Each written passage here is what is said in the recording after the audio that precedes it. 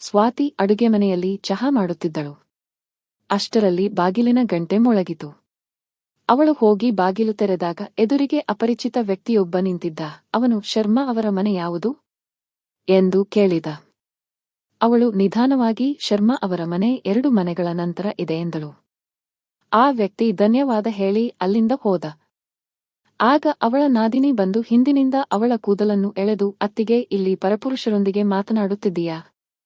ಸುಮ್ಮನೆ ಅಡುಗೆಮನೆಗೆ ಹೋಗಿ ನಿನ್ನ ಕೆಲಸ ನೋಡಿಕೋ. ನಿನ್ನ ಚಾರಿತ್ರ್ಯ ಹೇಗಿದೆಯೋ ಹೀಗೆ ಪರಪುರುಷರೊಂದಿಗೆ ಮಾತನಾಡುತ್ತೀಯಾ? ಅಣ್ಣ ಬರಲಿ.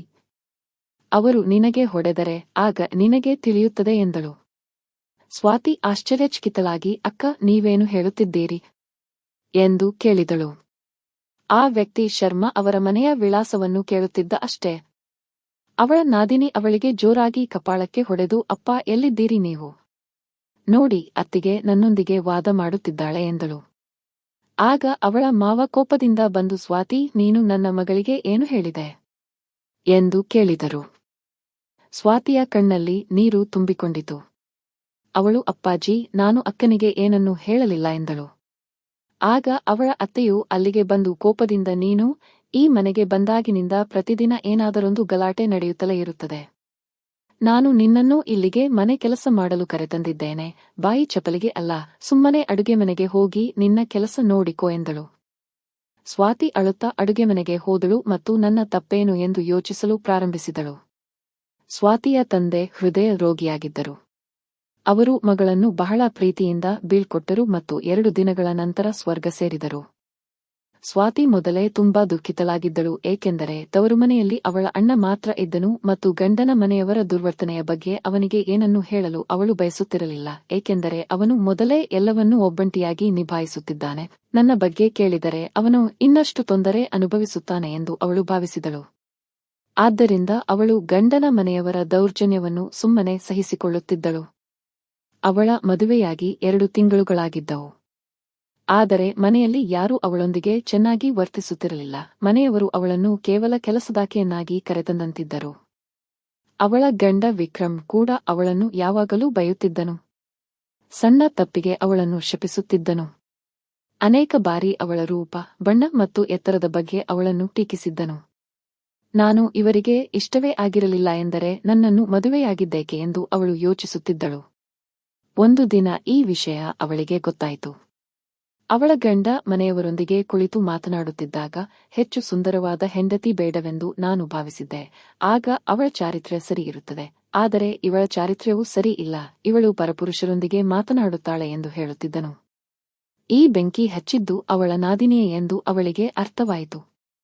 ಮನೆಯಲ್ಲಿ ಅವಳಿಗೆ ಬೆಂಬಲ ನೀಡುವವರು ಯಾರೂ ಇರಲಿಲ್ಲ, ಎಲ್ಲರೂ ಅವಳ ವಿರುದ್ಧ ನಿಂತಂತಿದ್ದರು ಮತ್ತು ಅವಳು ಎಲ್ಲರ ಟೀಕೆ ಮತ್ತು ಗದರಿಕೆಯ ನಡುವೆ ತನ್ನ ಸ್ವಾಭಿಮಾನವು ಕ್ಷಣಕ್ಷಣಕ್ಕೂ ಕುಸಿಯುತ್ತಿರುವುದನ್ನು ನೋಡುತ್ತಿದ್ದಳು.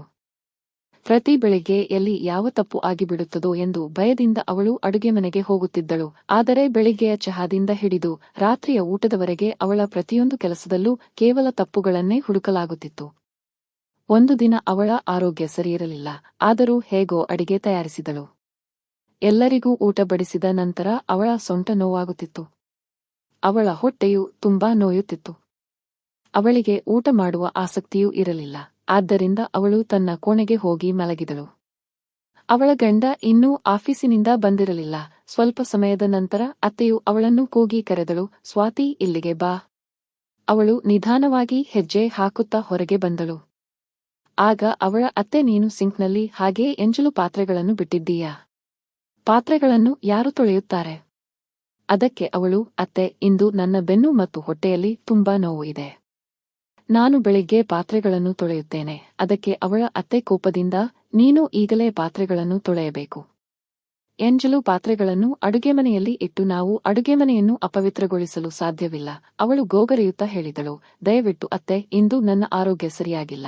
ಆಗ ಅವಳ ಅತ್ತೆ ಅವಳಿಗೆ ಜೋರಾಗಿ ಕಪಾಳಕ್ಕೆ ಹೊಡೆದು, ನನ್ನ ಮಾತನ್ನು ಮೀರುವ ಧೈರ್ಯ ನಿನಗೆ ಹೇಗೆ ಬಂತು? ಸ್ವಾತಿ ನೋವಿನಿಂದ ನರಳುತ್ತಾ, ಅತ್ತೆ, ನೀವು ಪದೇ ಪದೇ ನನ್ನನ್ನು ಹೊಡೆಯುತ್ತೀರಿ. ನನಗೂ ಸ್ವಾಭಿಮಾನವಿದೆ. ಅವಳ ಮಾವ ಕೋಪದಿಂದ ಹೇಳಿದರು, ಸ್ವಾತಿ, ನಾವು ನಿನ್ನನ್ನು ಇಲ್ಲಿಗೆ ಮನೆ ಕೆಲಸ ಮಾಡಲು ಕರೆತಂದಿದ್ದೇವೆ. ನೀನು ಹೀಗೆ ನಿರಾಕರಿಸಲು ಸಾಧ್ಯವಿಲ್ಲ. ನಮ್ಮ ಮುಂದೆ ನಿನ್ನ ಸ್ವಾಭಿಮಾನದ ಬಗ್ಗೆ ಮಾತನಾಡಬೇಡ. ಅಷ್ಟರಲ್ಲಿ ಅವಳ ಗಂಡ ವಿಕ್ರಮ್ ಅಲ್ಲಿಗೆ ಬಂದನು. ಆಗ ಅವಳ ಅತ್ತೆ ದೂರು ನೀಡುತ್ತಾ ಹೇಳಿದಳು, ನನ್ನ ಹೊಡೆತದಿಂದ ಇವಳ ಹೊಟ್ಟೆ ತುಂಬಿಲ್ಲ. ಅಡುಗೆ ಮನೆಯಲ್ಲಿ ಎಂಜಲು ಪಾತ್ರೆಗಳನ್ನು ಬಿಟ್ಟು ಮಲಗಲು ಹೇಗೆ ಹೋದಳು? ಈಗ ನೀನೇ ಅವಳ ಬುದ್ಧಿ ಕಲಿಸು. ಮಗನೇ, ನಿನ್ನ ಗಂಡಸ್ತನದಿಂದ ಅವಳ ಸ್ವಾಭಿಮಾನವನ್ನು ತುಳಿದು ಹಾಕು. ವಿಕ್ರಮ್ ಅಲ್ಲೇ ಅವಳನ್ನು ಹಿಡಿದು ಎಳೆಯಲು ಪ್ರಾರಂಭಿಸಿದನು ಮತ್ತು ಅವಳನ್ನು ಕೋಣೆಗೆ ಕರೆದುಕೊಂಡು ಹೋದನು. ಸ್ವಾತಿಯ ಹೊಟ್ಟೆಯಲ್ಲಿ ತೀವ್ರವಾದ ನೋವು ಇತ್ತು. ಆದರೂ ಅವಳ ಗಂಡ ಅವಳನ್ನು ಹಾಸಿಗೆಗೆ ತಳ್ಳಿ ಅವಳ ದುಪಟ್ಟಾದಿಂದಲೇ ಅವಳ ಕೈಗಳನ್ನು ಕಟ್ಟಲು ಪ್ರಾರಂಭಿಸಿದನು. ಸ್ವಾತಿ ನರಳುತ್ತಾ ಹೇಳಿದಳು, ದಯವಿಟ್ಟು ನನ್ನನ್ನು ಬಿಟ್ಟುಬಿಡಿ. ನನಗೆ ತುಂಬಾ ನೋವು ಆಗುತ್ತಿದೆ. ಆದರೆ ಅವಳ ಗಂಡ ಏನನ್ನೂ ಕೇಳಲು ಸಿದ್ಧನಿರಲಿಲ್ಲ. ಅವನು ಅವಳ ಕೈಕಾಲುಗಳನ್ನು ಕಟ್ಟಲು ಪ್ರಯತ್ನಿಸುತ್ತಿದ್ದನು. ಆದರೆ ಸ್ವಾತಿ ಹಾಸಿಗೆಯಿಂದ ಜಿಗಿದು ಓಡಿ ಮನೆಯಿಂದ ಹೊರಗೆ ಹೋಗಲು ಪ್ರಾರಂಭಿಸಿದಳು. ಅವಳ ಅತ್ತೆ ಅವಳ ದಾರಿ ತಡೆಯಲು ಪ್ರಯತ್ನಿಸಿದಾಗ ಅವಳು ಅತ್ತೆಯನ್ನು ತಳ್ಳಿ ದೂರ ಸರಿಸಿ ಓಡುತ್ತಾ ಹೊರಗೆ ಹೋದಳು. ಹೊರಗೆ ಹೋಗಿ ಅವಳು ನೆರೆಮನೆಯವರ ಮನೆಯಲ್ಲಿ ಸಹಾಯ ಕೇಳಿದಳು ಮತ್ತು ತನ್ನ ಸಹೋದರ ಮೋಹನ್ಗೆ ಫೋನ್ ಮಾಡಿದಳು. ಮೋಹನ್ಗೆ ಇದೆಲ್ಲ ತಿಳಿದಾಗ ಅವನು ಮರುದಿನ ಬೆಳಿಗ್ಗೆಯೇ ಅಲ್ಲಿಗೆ ತಲುಪಿದನು. ಇಡೀ ರಾತ್ರಿ ಸ್ವಾತಿ ತನ್ನ ನೆರೆಮನೆಯ ಮನೆಯಲ್ಲೇ ಉಳಿದುಕೊಂಡಳು. ಮಾರನೇ ದಿನ ಬೆಳಿಗ್ಗೆ ಬೇಗನೆ ಎದ್ದು ಮೋಹನ್ ಆಕೆಯ ಗಂಡನ ಮನೆಯವರಿಗೆ ಸರಿಯಾಗಿ ಜೀಮಾರಿ ಹಾಕಿದ. ತನ್ನ ತಂಗಿಯನ್ನು ಅಲ್ಲಿಂದ ಕರೆದುಕೊಂಡು ಬಂದ. ಈ ರೀತಿ ತಂಗಿಯ ಗೃಹಸ್ಥಾಶ್ರಮವನ್ನು ಹಾಳು ಮಾಡಬಾರದು. ಗಂಡನ ಮನೆಯಲ್ಲಿ ಸ್ವಲ್ಪ ಮಟ್ಟಿಗೆ ಇದ್ದದ್ದೇ ಎಂದು ಕೆಲವು ಸಂಬಂಧಿಕರು ಅವನಿಗೆ ಬುದ್ಧಿ ಹೇಳಿದರು. ಆದರೆ ತನ್ನ ತಂಗಿಗೆ ಆ ಕುಟುಂಬ ಸರಿ ಇಲ್ಲ ಎಂದು ಮೋಹನ್ ಅರ್ಥ ಮಾಡಿಕೊಂಡಿದ್ದ.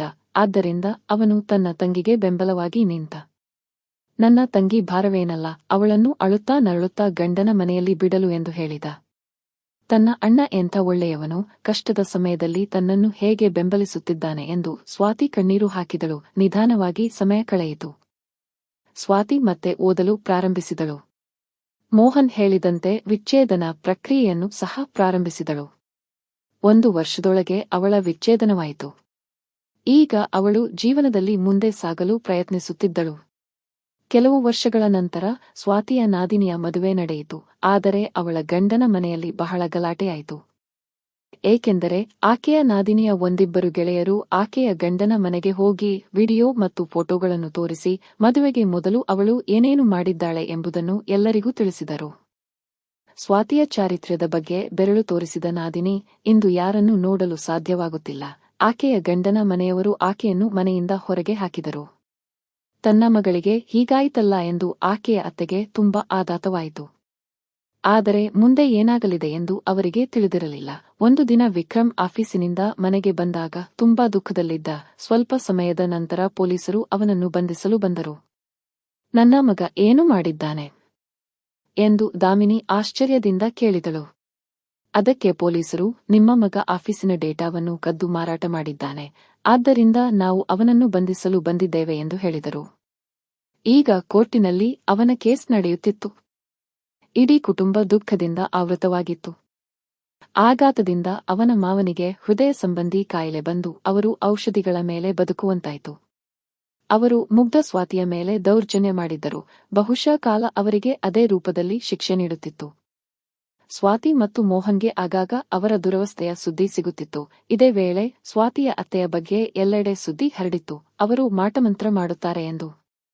ಆದ್ದರಿಂದ ಸುತ್ತಮುತ್ತಲಿನ ಜನರು ಮತ್ತು ಸಂಬಂಧಿಕರು ಅವರ ಕುಟುಂಬದಿಂದ ದೂರವಿರಲು ಪ್ರಾರಂಭಿಸಿದರು. ಸ್ವಾತಿಯ ಮೇಲೆ ದೌರ್ಜನ್ಯ ಮಾಡಿದವರು ಇಂದು ಕಣ್ಣೀರು ಹಾಕುತ್ತಿದ್ದರು. ಒಂದು ದಿನ ಮೋಹನ್ ಮನೆಗೆ ಬಂದು, ನನ್ನ ಸ್ನೇಹಿತನ ಚಿಕ್ಕಪ್ಪನ ಮಗ ಪ್ರಭಾತ್ ನಿನ್ನನ್ನು ಬಹಳ ಹಿಂದಿನಿಂದಲೂ ಇಷ್ಟಪಡುತ್ತಿದ್ದಾನೆ. ಆದರೆ ಅದಕ್ಕೂ ಮುಂಚೆಯೇ ನಿನ್ನ ಮದುವೆ ನಿಶ್ಚಯವಾಗಿತ್ತು. ಆದ್ದರಿಂದ ಅವನು ಏನನ್ನೂ ಹೇಳಲು ಸಾಧ್ಯವಾಗಲಿಲ್ಲ. ಆದರೆ ಈಗ ಅವನು ನಿನಗೆ ಜೀವನದ ಪ್ರತಿಯೊಂದು ಸಂತೋಷವನ್ನು ನೀಡಲು ಬಯಸುತ್ತಾನೆ. ನೀನು ಅವನನ್ನು ಮದುವೆಯಾಗುತ್ತೀಯಾ ಎಂದು ಕೇಳಿದ. ಸ್ವಾತಿ ಆಶ್ಚರ್ಯಚಕಿತಳಾದಳು. ನಂತರ ನಿಧಾನವಾಗಿ ತಲೆ ತಗ್ಗಿಸಿ, ಅಣ್ಣ, ನೀವು ನನಗಾಗಿ ಏನೂ ನಿರ್ಧಾರ ತೆಗೆದುಕೊಂಡರೂ ನನಗೆ ಸಮ್ಮತ ಎಂದಳು. ಶೀಘ್ರದಲ್ಲೇ ಮೋಹನ್ ತನ್ನ ತಂಗಿಯ ಮದುವೆಯನ್ನು ಪ್ರಭಾತ್ ಜೊತೆ ಮಾಡಿಸಿದ. ಪ್ರಭಾತ್ ಮನೆಯಲ್ಲಿ ಅವನ ತಾಯಿ ಕಮಲಾ ಮಾತ್ರ ಇದ್ದಳು. ಅವಳು ತನ್ನ ಸೊಸೆ ಮತ್ತು ಮಗನನ್ನು ತುಂಬಾ ಪ್ರೀತಿಸುತ್ತಿದ್ದಳು. ಮದುವೆಯ ನಂತರ ಸ್ವಾತಿ ತನ್ನ ಅತ್ತೆ ಕಮಲಾ ಅವರ ಪ್ರೀತಿಯ ರೂಪವನ್ನು ನೋಡಿ ಆಶ್ಚರ್ಯಚಕಿತಳಾದಳು.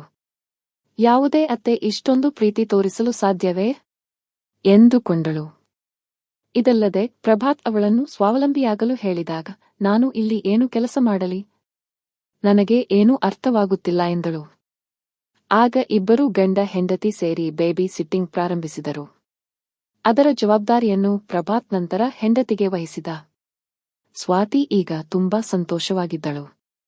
ಅವಳ ಅತ್ತೆ ಅವಳನ್ನು ಎಷ್ಟು ಪ್ರೀತಿಸುತ್ತಿದ್ದಳು ಎಂದರೆ ಬೆಳಿಗ್ಗೆ ಎದ್ದು ಅವಳಿಗಾಗಿ ಉಪಹಾರ ತಯಾರಿಸುತ್ತಿದ್ದಳು ಮತ್ತು ಟಿಫಿನ್ ಸಹ ಕಟ್ಟಿಕೊಡುತ್ತಿದ್ದಳು. ಅವಳು ಮಗಳಂತೆ ಅವಳನ್ನು ನೋಡಿಕೊಳ್ಳುತ್ತಿದ್ದಳು. ಸ್ವಾತಿ ತನ್ನ ಜೀವನದಲ್ಲಿ ಬಂದ ಎಲ್ಲಾ ಸಂತೋಷದ ಬದಲಾವಣೆಗಳಿಗಾಗಿ ತನ್ನ ಅಣ್ಣನಿಗೆ ಆಭಾರಿಯಾಗಿದ್ದಳು.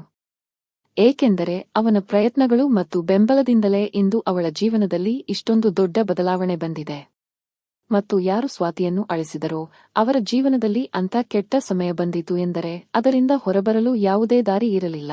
ದೇವರು ನ್ಯಾಯ ಒದಗಿಸಿದ ಎಂದು ಮೋಹನ್ಗೂ ಅನಿಸಿತು. ಸ್ನೇಹಿತರೆ, ಅನೇಕ ಹುಡುಗಿಯರು ಗಂಡನ ಮನೆಯವರ ದೌರ್ಜನ್ಯದಿಂದ ಬೇಸತ್ತು ತಮ್ಮ ಪ್ರಾಣವನ್ನೇ ತೆಗೆದುಕೊಳ್ಳುತ್ತಾರೆ. ಆದರೆ ಹಾಗೆ ಮಾಡಬಾರದು. ಏಕೆಂದರೆ ತಪ್ಪು ಮಾಡುವವರಿಗೆ ಶಿಕ್ಷೆಯಾಗಬೇಕು. ಗಂಡನ ಮನೆಯಲ್ಲಿ ಯಾರಿಗೆ ತೊಂದರೆಯಾಗುತ್ತಿದೆಯೋ ಅವರು ಅನ್ಯಾಯದ ವಿರುದ್ಧ ಧ್ವನಿ ಎತ್ತಬೇಕು. ನಿಮ್ಮ ಜೀವನಕ್ಕೆ ಒಂದು ಅವಕಾಶ ನೀಡಿ, ಪ್ರತಿಕೂಲ ಪರಿಸ್ಥಿತಿಗಳಿಂದ ಹೊರಬಂದು ನಿಮ್ಮ ಜೀವನಕ್ಕೆ ಹೊಸ ದಿಕ್ಕನ್ನು ನೀಡಬೇಕು. ಈ ಕತೆ ಇಷ್ಟವಾದರೆ ನಮ್ಮ ಚಾನೆಲ್ ಅನ್ನು ಸಬ್ಸ್ಕ್ರೈಬ್, ಲೈಕ್ ಮಾಡಿ, ಶೇರ್ ಮಾಡಿ. ಧನ್ಯವಾದಗಳು.